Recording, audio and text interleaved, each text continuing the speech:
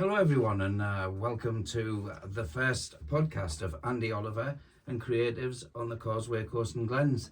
I'd say a little bit about myself. I'm Andy Oliver, and I've been playing music all my life and always wanted to be entertaining people. Although music was my first love, I went into acting, starring in Biker Grove, Night Detective, and many other things. In 2001, I did a show called Wild Girl, Wild Boy. I played the wild boy, and this lady who's on my left, for the purpose of people just listening to this, that's the opposite of my right.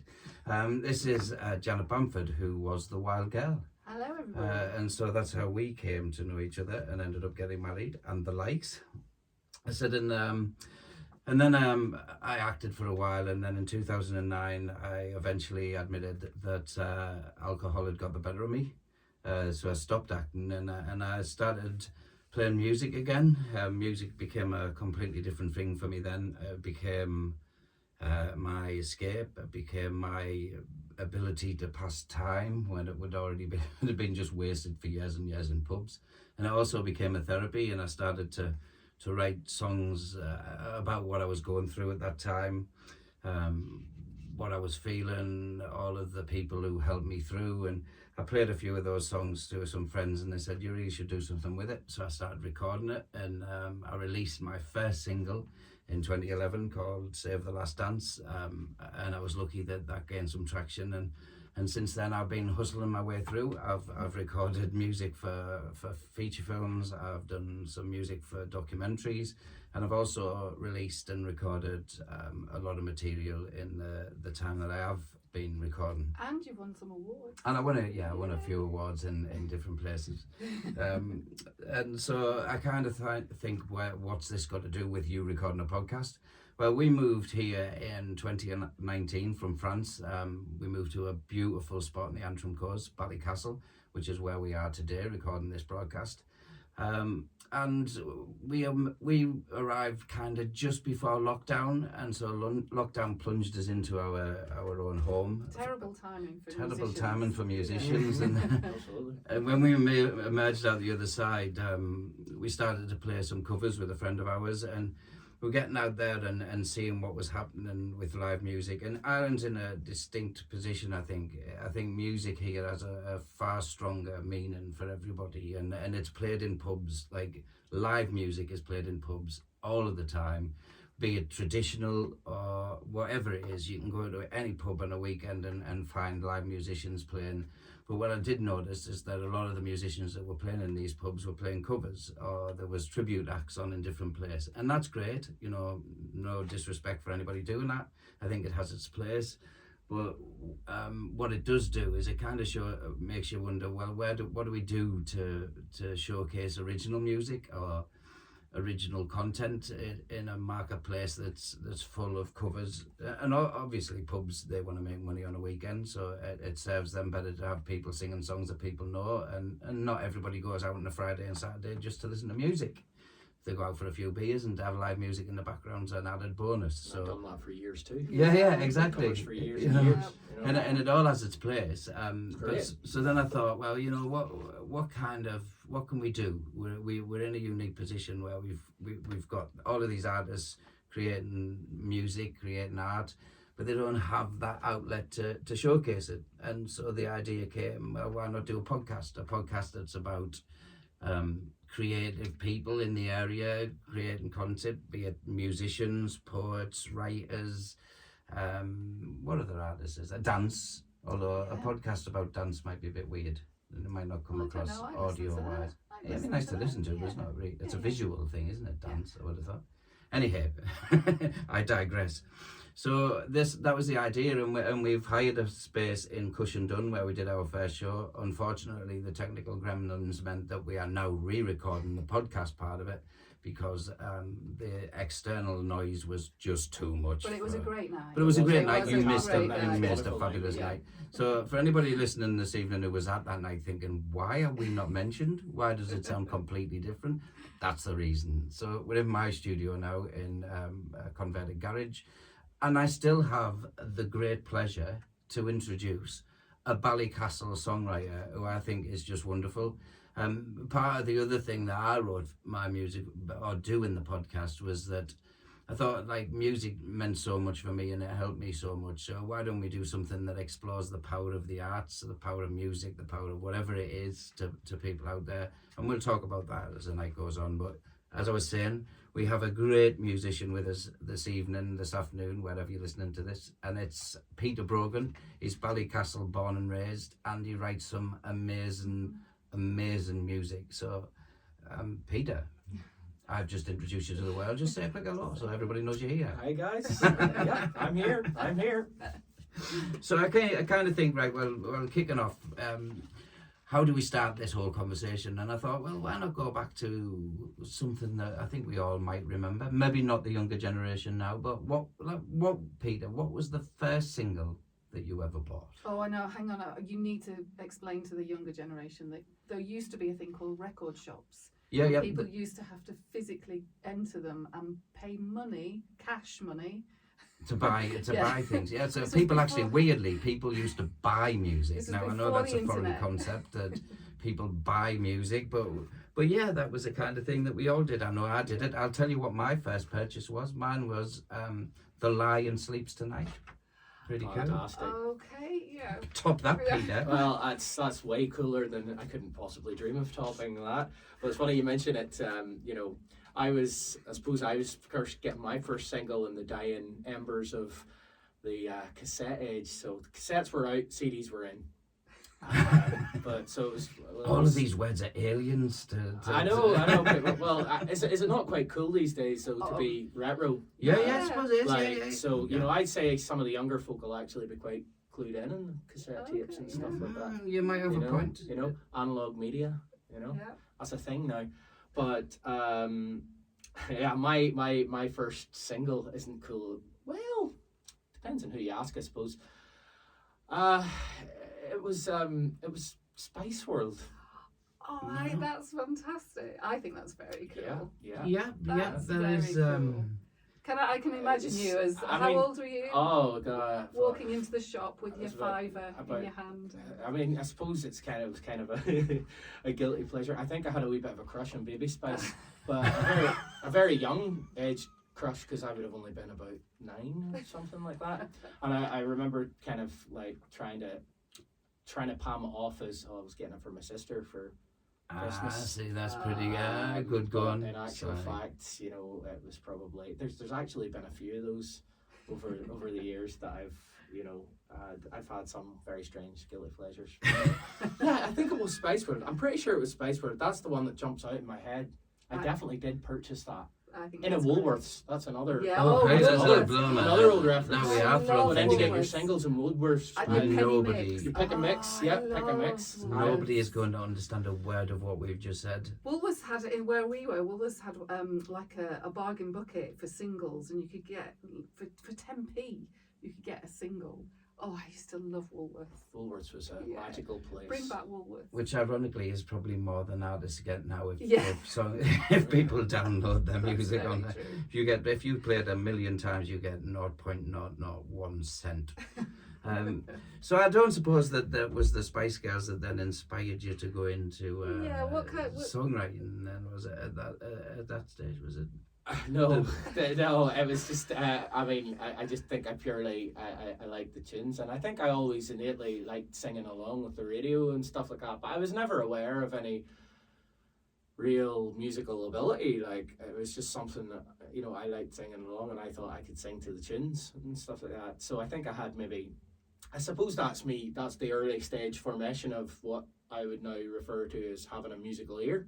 I probably always had one, but I didn't really know what to do with it. And, like many young boys in a rural town, I suppose my outlet was sport, was soccer, and I, played in local sports teams and played in school, things like that. And that was the route I was going. Until, well, there in the school that I go to, that I went to, Cross and Passion in Ballycastle, every 2 years, they would have a school musical, and this was a big occasion. It was a big production that they would always put on, and my sister went in for it. It was Annie, I think she was doing, and I mind going to see that and thinking to myself, "Oh, that was really entertaining." Like being really surprised that I really enjoyed it. watching it. I thought it was great. I thought she'd done great in it. And but the real great thing about it was that they got 2 weeks out of class to do 4 performances in October in school, and that seemed to me like something that I could really be a part of. That's what you get behind, a real draw. You know, when you really get behind something, whenever, you know, the passionate love of music just drove me to really want those 2 weeks out of maths class. So the next one came by 2 years later, and I continued, you know, playing sport and but, you know, in the shower whenever I was singing, I was probably singing that wee bit intently more, you know, thinking, yeah, I could do this, you know, I could do this. And then your mind wanders, you go to, like, you know, you're imagining you're performing in front of people, and you start to realize, well, there's glory in that too, isn't there? There's glory in the sport, right? Yeah. And there's glory in putting up on a performance in front of loads of people. And I guess that kind of appealed to me as well. So I went to, for the next show, I went and done an audition, and I remember I sang Seasons in the Sun. Love that song. Now, Nice. it wasn't the cool kind of, you know, Kurt Cobain one. Who sang that originally?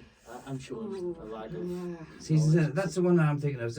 We have joy, we have fun, we have. seasons. Oh, that is a. Answers on a postcard. Right. Well, please. Kurt Cobain. Yeah. Kurt Cobain done a cover of it. That would be that would be the trendy one. But the reason I was singing "Seasons in the Sun" is because I thought it was a Westlife song. So we transitioned from the Spice Girls to Westlife. And Pop Idol was big at the time, and I suppose you had Will Young and Gareth Gates battling out, and this was all like just kind of on the cusp, just starting, and it was all that was on TV. And I suppose that was what I was seeing at the time, and I was seeing all these songs and liking all these songs because the draw goes back to enjoying the melodies and enjoying the singing and the performance side of it, and the drama in it as well, I suppose. What was the show? The show was The King and I. Oh, And nice. I ended up with, went for an audition not knowing what I would do. Although I was secretly kind of bagging myself. I remember secretly bagging myself, I'm going to surprise a few people here. I'm going to surprise a few people. And sure enough, I did land they called it the second main male role. The second Supporting male role. artist, Main first yeah. support, Yeah. whatever. Because, you know, I need titles and things. Lun Ta, the young lover. I was a young lover. Did you have a solo song? I did. Oh, I had nice. 2 solo songs. Oh, I had nice. We Kissed in a Shadow, and I dreamed. I have dreamed. I have dreamed. Yeah, because that sounds a bit like a Westlife song too. Yeah, it does. Yeah. But no, I have dreamed, and I mean that was the start of the performance side of things. But I guess the question was about what made me start wanting to start writing. Yeah. Well, that's all relevant because this is what's bringing me to the point. Of wanting to start writing. I done the show, and I had got bitten by the bug of performing, and it was like, oh God, I really, really loved that. I want to do that again. You know, I got some positive feedback from that, and started looking for things to do other performances. But you know, the opportunities weren't thick and fast. I mean, singing Bryan Adams in a Christmas concert, and starting in the wrong key.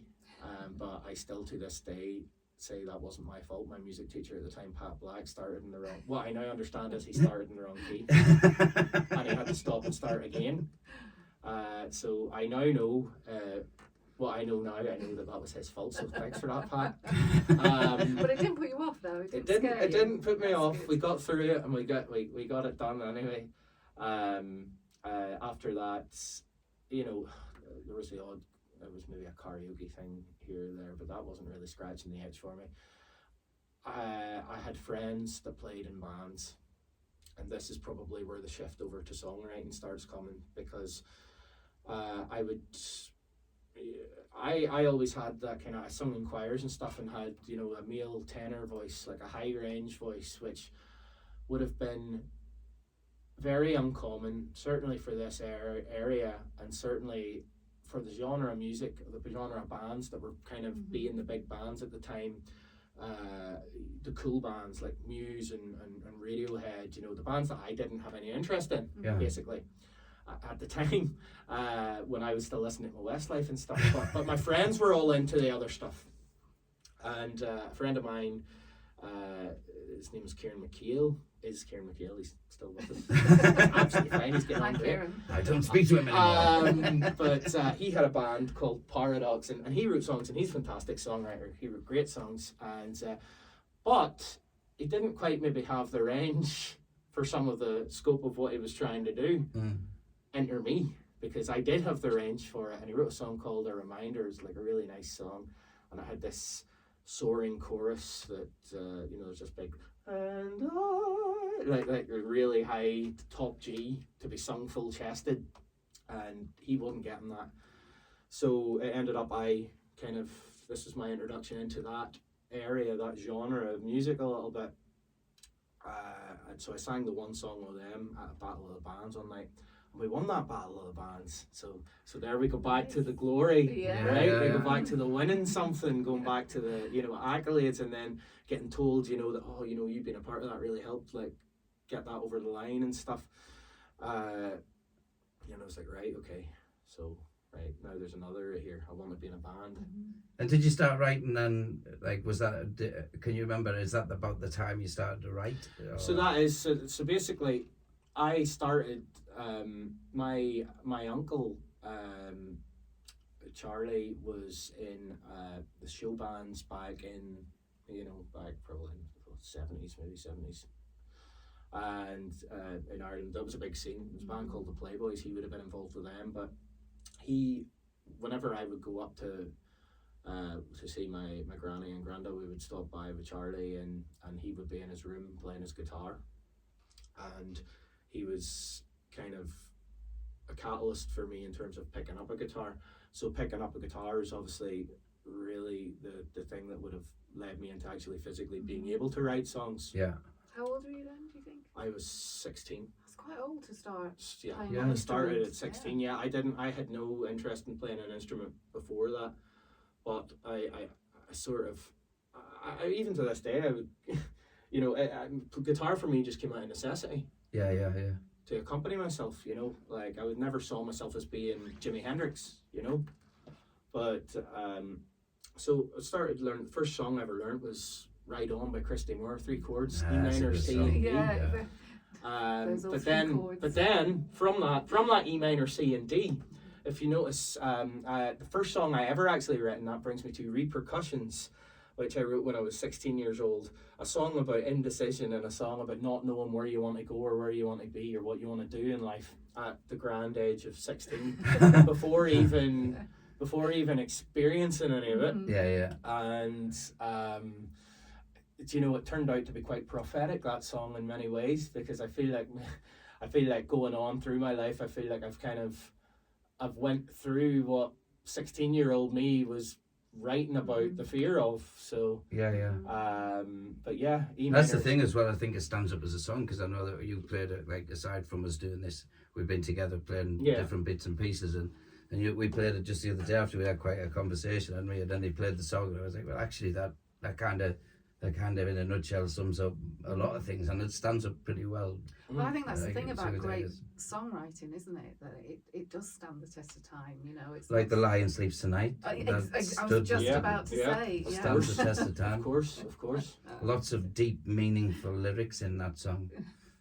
But you do, don't you? I kind of think like sometimes. I mean, I pen some stuff because I played piano a lot when I was younger, and but I never really could write stuff when I was playing the piano. It was when I started getting the guitar that really I found that it was easier. It was a I better think it's vehicle. the pick up and play of it as well. Yeah, yeah. It's easier to just pick up and start playing a guitar. Rhythmically and things. You have to as sit well. down at a piano. Yeah, You have to, you know, get your sheet music out or whatever. Yeah. Well, it's like you say, if you've got 3 chords on a guitar, you can write a You're song. you're in the game. You're in the game, You know? You Yeah. status quo. That's all you ever needed. Isn't it? It's just Yeah. like entire And career. you look at pop music today as well. Yeah. It's all 4 chords. Yeah. It 4 is, chord yeah, progression. and they've Very kind of easy. the structure of things has changed, and I mean, I know it used to be like bridges and middle eights used to be, I mean, and instrumental look breaks. at that- Taylor Swift. I love Taylor. It's great. What she does. no, just- We like. We love Okay, Taylor we love Swift. Taylor. Okay, don't come at us. We love Taylor. We do. But yeah, but there's a formula, yeah, yeah, and it is, she is the queen of it. yeah, she's cracked that And formula. more part to her. Like Yeah. she's doing some great stuff at the minute. I know that she's my niece Via's favourite singer, so she's a Swiftie. So therefore, I too am a Swiftie. Well, Yeah, we you have to are be. also. But see, I must admit, I think she's amazing. I think, and as well, like, kind of, she rides on a lot of. I mean, like anybody in the public eye now, her life is scrutinised beyond scrutiny, and, Yeah. there's so many people that want to pull her down. But Yeah. if you strip back the essence of what she writes, she's a very, very good She's songwriter. incredibly The talented. folklore, the album that she Beautiful. did with Aaron Dresser from the National. You know, there's some songs on there that are just like. That's the other thing we were It's talking about. amazing. Things that she wrote when she was, 15, 16, 17, still stand up And- today. and Like, you know, I you were think saying. that's like she writes what she knows. She writes about her Exactly. experiences. Yeah. You know, it's not hidden under a million metaphors or No. or something that you need a code to crack. It's very much there, and it's very clear what she's writing about.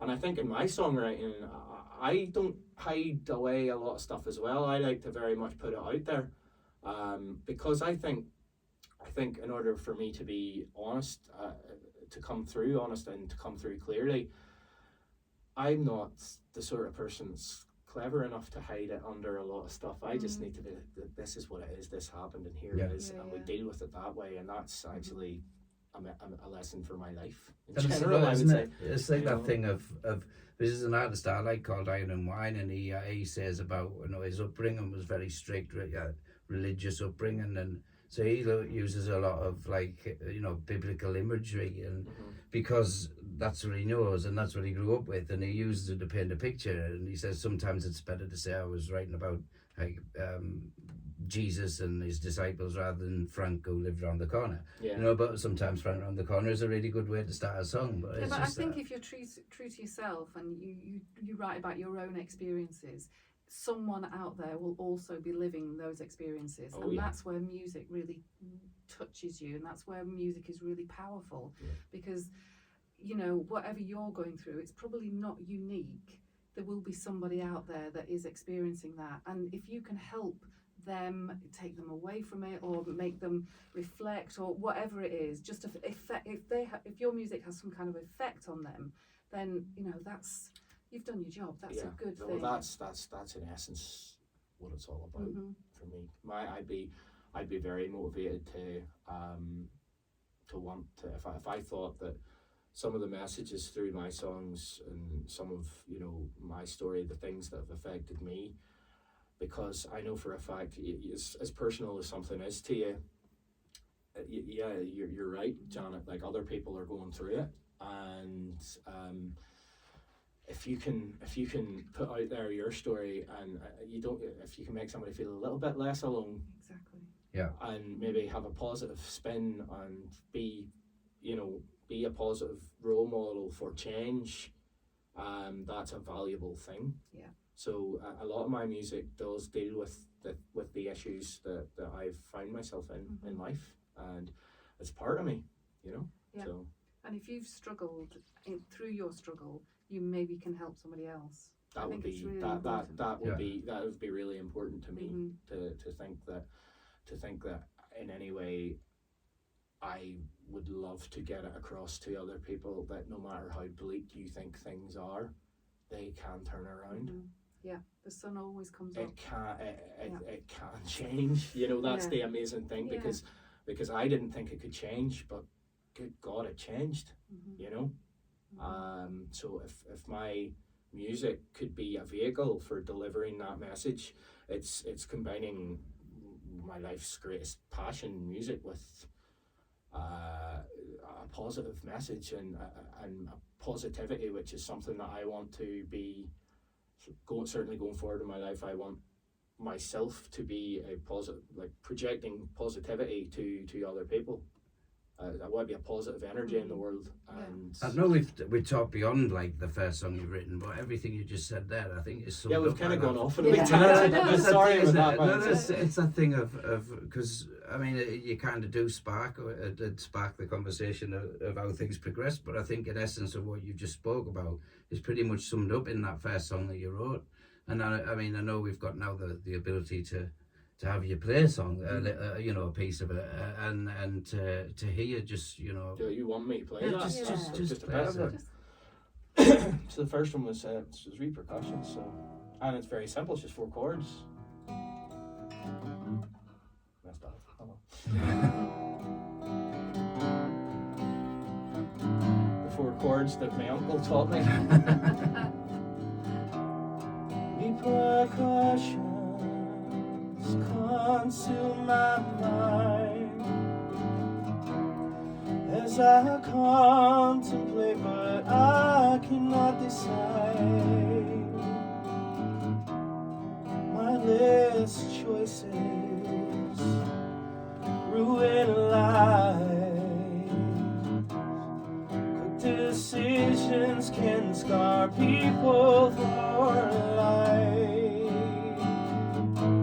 I'm at a crossroads and don't know where to turn.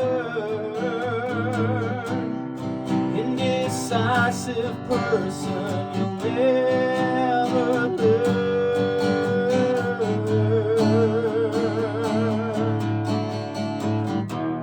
Stuck between left and right.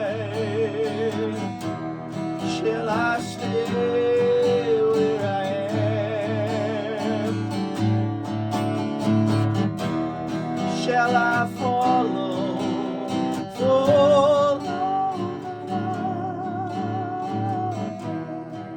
on a quest to fulfill? Lord, I can't decide. There's a verse of Oh, chorus. lovely. That's beautiful. 16. 16, That's- yeah. I did have no idea what I was writing Oh, about. Especially beautiful. given that you met your early influences at that point with the Spice Girls and Westlife, you know that. I mean, That was Well, beautiful. honestly, I love a ballad. Yeah. So we'll give Westlife a bit of credit Oh, for that. yeah. You know? yeah, they can, I mean, But certainly, I suppose when I was 16, like that was me just discovering Radiohead and Muse, and I think Yeah. you can hear a little bit of that in that. You know, certainly that falsetto Oh, would it's be part of beautiful. that. yeah. But yeah, it's funny that, you know, I look back on those lyrics and I think, I wasn't for being 16 is. I don't know, did I have a premonition or something? I really feel it. But I mean, again, they're common themes that everybody goes through, you know. So I think that's the thing is that we've spoke, and I mean, I know we spoke at length about, you know, what my struggles were, and you know, I'm very clear. I've never shied away from the fact that you know, I am an addict, and I stopped drinking. Luckily, at a time in my life when I managed to be able to save myself, and I've felt that. The music then became a glue that kind of helped me through it, and a lot of the songs that I wrote, I know I kept saying to you that I've wrote another one, Jan, and I said, oh, it's about drink, you know, here's another one, and getting to be about maybe 2 years down the line where I naturally had moved away from that because it was such a big moment in my life that you do naturally, you know, like you said, right, what you know, and it's not, I didn't sit down and think, oh, I'm going to write a song about addiction now, and then try and write a very, you know, my opinion of what an alcoholic was, because I never thought that I fit that mold of what an alcoholic was, but in actual fact, I was, you know, there's degrees of everything, but. And there's no point, like, I mean, it's as you know, we've talked at length, and you know that my demons were similar to yours. You know, I lost my way, and my medicine of choice for a long time was alcohol. Yeah, and it was just my way of coping and trying to numb myself from these immense feelings of anxiety and depression and not being able to cope, feeling like a fish out of water, not comfortable in my own skin. I socially awkward, despite people thinking that I'm very. People always tell me, "You're not, you know, awkward. You're like really sociable and stuff." I was like, "Aye, but you know, you only saw me." Yeah, but you're dying occasions. inside. Inside there is there would have been, you know, a lot of turmoil. And you become good at masking it, you know, don't you? Everybody does. You know, we're very similar in terms of social awkwardness. And it's weird because when you get up and you perform, people think how can you possibly be? Because you can stand up. I watched Robbie Williams' Netflix documentary. They're kind of, so I guess the last 9 months of my life have been very much a formative period for me. 2024 as a whole has been great in terms of me getting myself in a good condition and in a good place. We keep going, it's a process, but I was watching that Robbie Williams documentary kind of earlier on, I think it was like November time, and was watching what he went through, and I was like, that's he's going through what he's feeling, what I feel. And it's like, you know, you can be this performer and get up in front of 100,000 people and do these shows, and everybody thinks he's but then but inside he's destroyed, completely destroyed. And I very much felt like that. I wasn't playing in front of 100,000 people at Nebworth. Not yet. But not yet. But you know, it's that notion that, you know, you're going through. I was playing cover gigs every Saturday night, and you know, I was look, some great people and some great experiences, and I loved doing that. But I'm sure that you know, people could probably see that I was probably starting to sink into a kind of bad way, and not getting off that wheel for a long time. You know, I was just getting progressively worse, and you know, it wasn't for the stopping of the loving of playing or anything like that, because I did love that, and I felt that was what I brought to the world, that I, you know, performance and stuff. But whenever you start to feel like you need something to get you through it, that's when you've got to stop and reassess. But thankfully you've managed to, and we've spoken about this quite a bit, it's that there's I think you've got to be incredibly proud of the fact that you've done that, because not everybody ever gets to that stage where they can say, well, actually I need to adjust things here. And I mean, looking at from the short time that we've known each other, what you've done to put in place, and that your music has grown because of your struggles, but also there's a lot of people where that is a hurdle that's too big to climb, and it's too far to run. It's too, you know, there's always a reason why you want to carry on, because and society says that, you know, everybody lets their hair down at the weekend, we have a couple of beers, we go out and watch the match, we have a couple of beers. It's synonymous. It's synonymous, and it's so easy. It can happen to anybody. You know, but look, it's part of my story.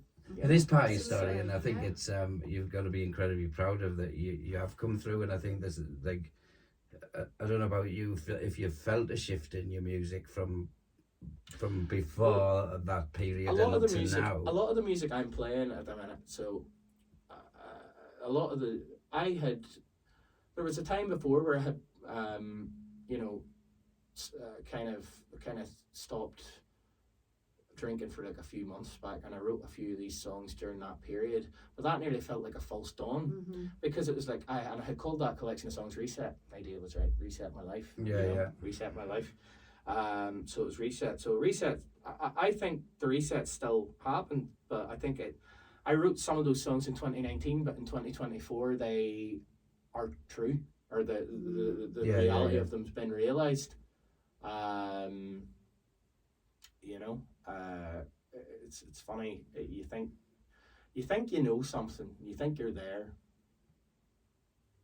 and then it moves on again, and then a few months time you look back and think, I thought I had it then, Yeah, you but I thought you really could. didn't. Yeah. You That's know, the thing. it's funny, but it's, you know, music's such a great vehicle to kind of track that as well, you know. Yeah. So yes, there's plenty of material. Plenty And of that's the thing, material. isn't it? You get a lot of material out of it. Content.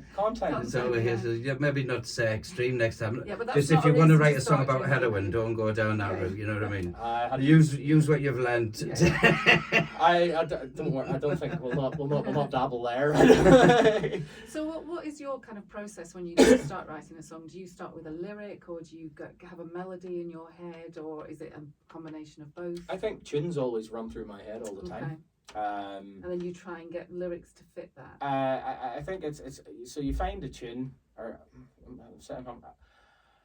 do you know my brain? The way my brain works, it's so scattered that it can take many different tracks. I might come up with a song, like one time it might be, right, so I used this chord progression in the last songs or something, so I needed something very different from that, so I'd start with like a chord progression from that.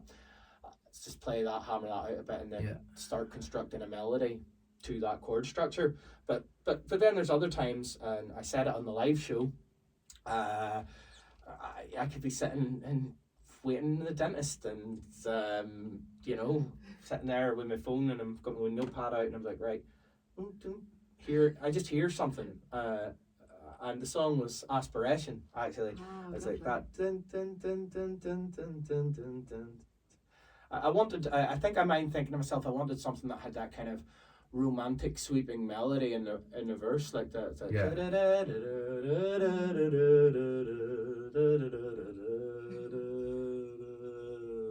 And something that would have like a long drawn out end to it. So I mean, it was just kind of humming in my head, and that's what started coming out. And then I just wrote a few bars of lyrics, and I was like, okay, I like that idea of scaling a mountain. Yeah. So that I think nearly that whole song was written while I was waiting to go in to get, I think it was a root canal done. Genuinely. But it also formed out, so the verses were certainly written then. I mind having the chorus part from another song, which was a totally different chord progression. Yeah. But you could marry them together. Yeah. So the verse is one rhythm, and then the chorus takes another rhythm. And so, yeah, I mean, my process is there really is no process.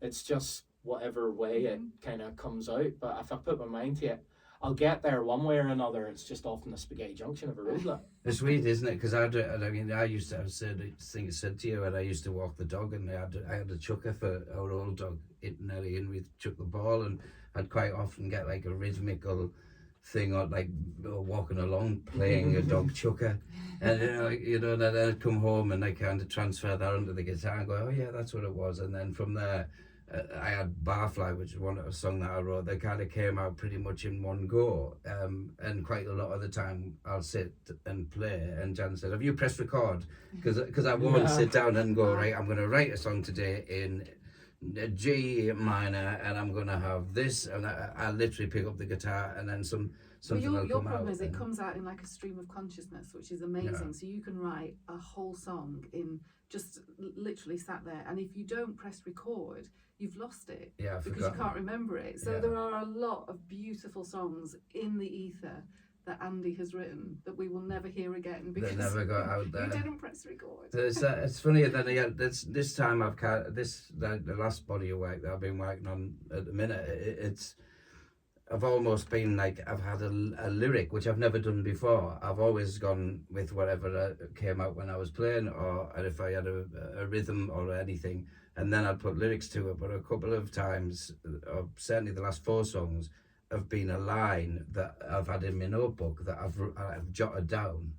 And all I've done is sat down with a blank piece of paper and that line, and then seen where that took me, and I don't know whether it's where my headspace is, that a lot of it is at this point reflective rather than what was lived like 12 years ago going through a struggle.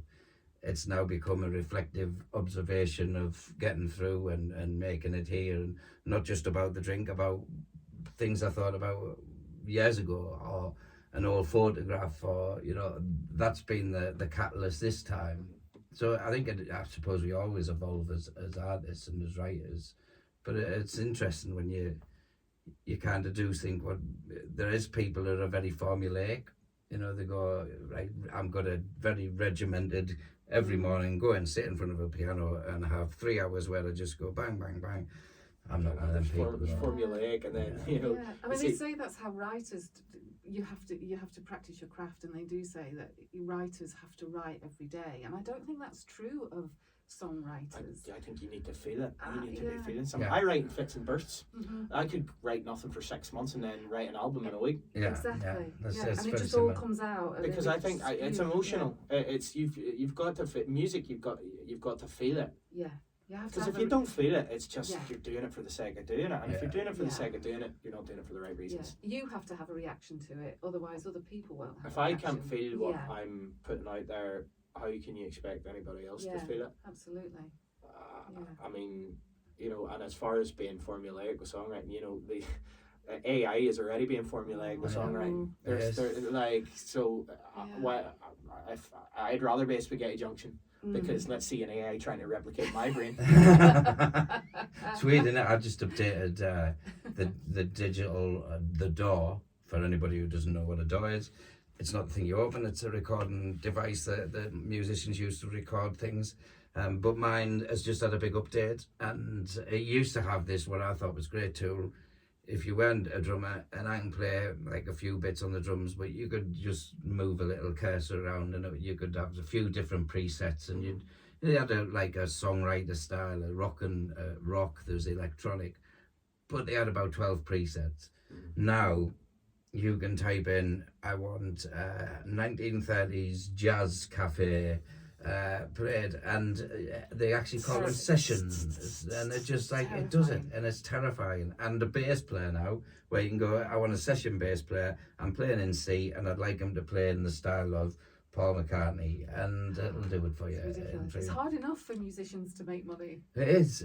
I mean, the tools that became when I first started engineering, I had the full analog system, and you would cut the tapes together. You'd have to bounce down tracks to free up more room, and the actual being able to record now is amazing. What you can do in a room what you couldn't do 20, 30 years ago. But it's also terrifying in the same notion.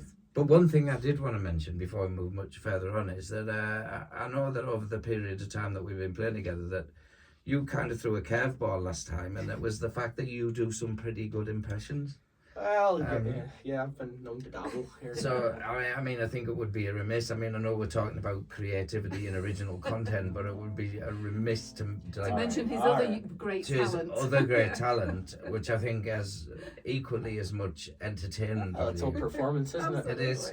So, what can you do us now to demonstrate, like a performing monkey? Well, do you know what I could do, which is a good... I can do a wee medley. Lovely. Okay. Because I think most of these, I can just keep them all in the same key. Go for it. Get through it. So this is what we'll do. We'll do first. We'll jump from... We'll take a Red Hot Chili Peppers song and come out the other end in Tenacious D. And then we'll leave the other wee bit as its own separate. Oh, so we're getting like... So, what a treat. So, you're in for a treat, listeners.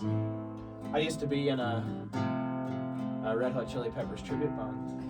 But I wasn't in the shape to take my top off. I'm still not.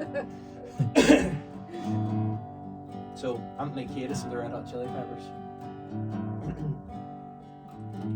How long will I stand to separate my side? I don't believe it's fair. But slit in my throat is all I ever know.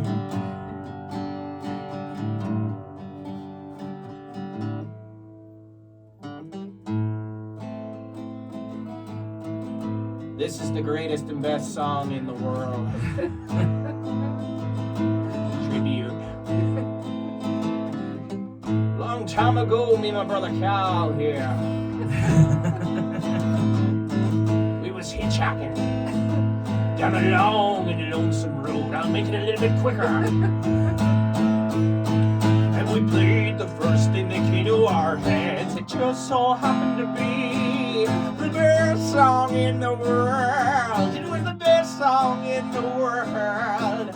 Look into my eyes and it's easy to see. 1 and 1 make 2, 2 and 1 make 3. It was destiny.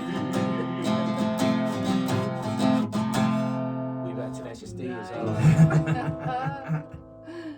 But I suppose so I'll do just a snippet of this. There is one song that I would always play, like kind of in the pubs and the cover nights and stuff, where Ed Sheeran done a song with Andrea Bocelli, and I would come out like basically I'm performing a duet as one person. Brilliant. That would be the novelty behind it. So I'll just go from the end of the chorus, which is the kind of poppy bit of it, and then I'll do the transition.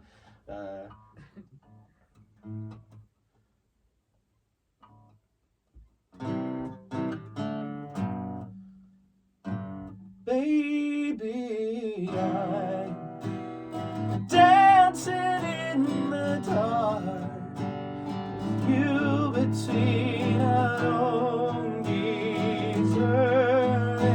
Darling, you look perfect tonight.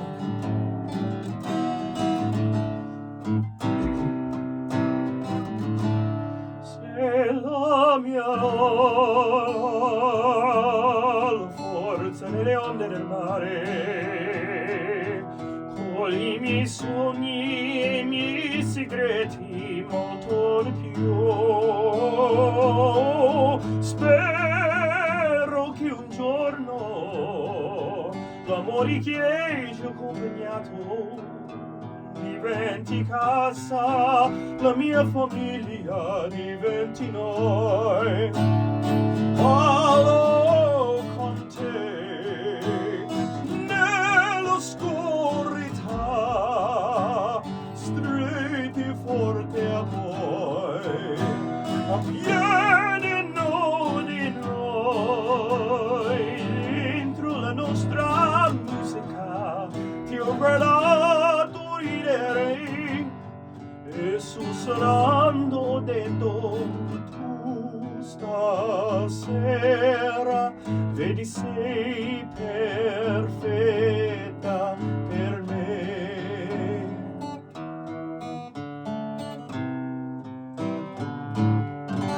Brilliant. Very nice. There is only one person sat in here, I promise you. So, That was great.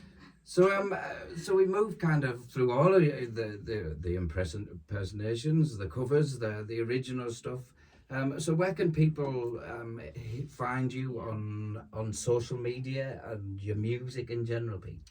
Well, YouTube. I've actually been trying to grow my YouTube channel lately, so I normally put up at least a video a week on there, which will be a range of certainly I've got performances of my own songs on there. I've got some kind of studio recordings that are on there too, and general covers and things like that as well. So I'm just Peter Brogan on YouTube. If you search Peter Brogan, you'll find me. I've got Spotify and Apple Music, Amazon Music. If you search Peter Brogan, you'll find a few of my recorded tracks on there as well.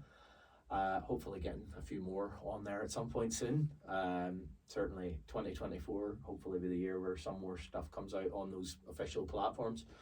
But then I've got Facebook as well, Peter Brogan Music on Facebook, and I'm on Instagram. It's a bit of a stupid name on Instagram. It's BuckLegend19. That was like an old nickname. It's an old nickname, but it's my personal Instagram. But I use that I put up a lot of reels and stuff on that as well. And then as well, if you search Peter Brogan on TikTok, I'm getting with the kids these days. I've got on TikTok. All of these mediums that I don't even understand. Yeah, it's a good it's a good vehicle to get your music out there. So yeah, I put most of the content that I put on my YouTube will also go on the TikTok as well. So yeah, look, I'm easy to be found. Like if you're looking for me, Peter Brogan into the Google machine and you'll find me. But I am on the platform. And we're going to like moving forward as well with the podcast. There'll be a page on Facebook, which is Andy Oliver and the creators on the Causeway, Coast and Glens. The podcast will go out on all digital platforms, so keep your eye on that page. If you've listened to the podcast, just go to that page and you will find links to Peter's music. I'll stick them all up on there. And we're also hoping to do, because the show that we did, the live recording of this that we did was so successful that we are hoping to do another one, aren't we? We are original artists. We're going to make which that we thing. will make sure we mention on the podcast. And so every month, and Peter will come back. He's going to be back and talking to us as we move forward, and we can dive a little bit more about what your life and what you're doing and what you write and so thank you very much for being a guest here today. Yeah, it's been my pleasure. A great experience. Do tune in, folks. If you have enjoyed the show today, stick around. Follow us on Facebook and Twitter and all the other digital platforms. Thanks very much, Peter. Thank you very much, folks. Thank you. you. Pleasure. Thank you. Thank you.